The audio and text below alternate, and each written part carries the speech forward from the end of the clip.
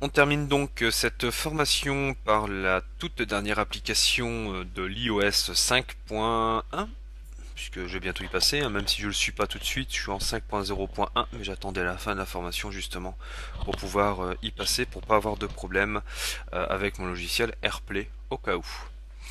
Donc je disais, on va terminer cette formation avec la rubrique calendrier. Alors la rubrique calendrier, contact, excusez-moi. Euh, Alors, qu'est-ce qu'on va voir dedans? Bah, tout simplement, comment gérer un contact, qu'est-ce qu'on peut faire sur ce contact une fois qu'il est présent dans notre répertoire. Alors, ici, vous avez sur le côté gauche, pardon, le listing de l'intégralité de vos contacts que vous avez pu mettre manuellement ou automatiquement. Sur le côté droit, vous avez le détail du contact sélectionné. Donc, on a une fiche qui est tout à fait classique. Donc si je clique sur modifier, je vais pouvoir modifier, mettre le nom et le prénom, choisir d'ajouter des numéros de téléphone, de mobile. Donc par exemple, si je souhaite que ce numéro de téléphone-ci déjà présent ne soit pas un numéro de bureau, je clique sur bureau. J'ai la possibilité ici via cette liste de définir ce numéro comme un autre numéro, par exemple ici iPhone. Voilà, par exemple, je décide que ce soit un numéro d'iPhone. Je peux ajouter d'autres numéros, il n'y a aucun problème. Je peux rajouter une adresse électronique. Donc là, au lieu d'être domicile, je vais mettre bureau par exemple. Je peux modifier les sonneries lorsque cette personne-là va me contacter, tout comme le son pour les SMS. Donc étant donné que c'est une application commune pour les iPhones avec les iPads, euh, ces options-là apparaissent parce qu'il existe aussi des iPads 3G, donc ils peuvent recevoir des appels et des SMS. Les sites web éventuels, l'adresse du bureau, je peux ajouter des adresses supplémentaires, mettre des notes et ajouter des champs supplémentaires.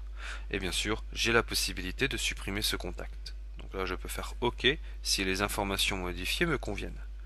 Je peux envoyer un message via l'application Message. Je peux effectuer un FaceTime. Bien sûr, échec de la communication, j'en attendais pas plus d'Apple. Je pense pas qu'il soit disponible pour moi aujourd'hui. Je peux envoyer cette fiche via le mail et je peux l'ajouter à mes favoris ou à côté du nom ici Apple, je vais avoir une toute petite étoile bleue qui va m'indiquer tout simplement que ce contact fait partie de mes favoris et donc du coup il sera dans les favoris de FaceTime, ce qui est sympathique pour gagner du temps. Ensuite j'ai la possibilité de retrouver mes contacts en cliquant sur l'une des lettres de l'alphabet, d'accord, donc mes contacts vont apparaître. J'ai la possibilité d'effectuer une recherche, donc là si je tape Apple, voilà, il va me retrouver Apple.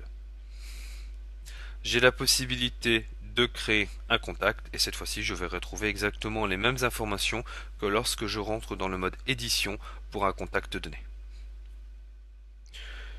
C'est tout pour la rubrique contact et c'en est terminé pour cette formation sur la découverte et la prise en main de iOS 5 sur iPad et qui est similaire pour iPod et iPhone.